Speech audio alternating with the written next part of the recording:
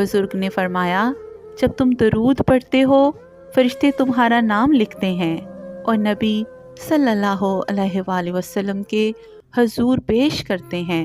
फिर उन्होंने हदीस सुनाई, जो मुझ पर एक मर्तबा दरूद भेजता है अल्लाह रब्बुल इज़्ज़त उस पर 10 रहमतें नाजिल फरमाता है। बुजुर्ग ने नसीहत की, बस एक अमल कर लो, हर दिन 300 मर्तबा दरूद शरीफ पढ़ो, खामोशी से, दिल से। हारिस ने दरूद शुरू किया।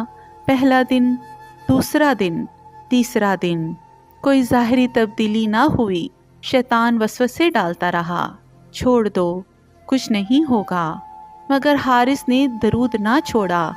वो रोते हुए पढ़ता, खामोशी से पढ़ता, दिल ही दिल में पढ़ता।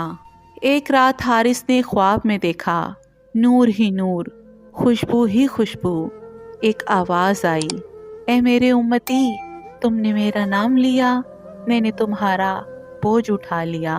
चंद दिनों में बीवी सेहतयाब हो गई, दिल को सुकून मिल गया, कारोबार में बरकत आ गई, जुबान पर दरूद जारी हो गया। हारिस कहता है, मुझे सब कुछ दरूद शरीफ ने दिया। सुभान अल्लाह।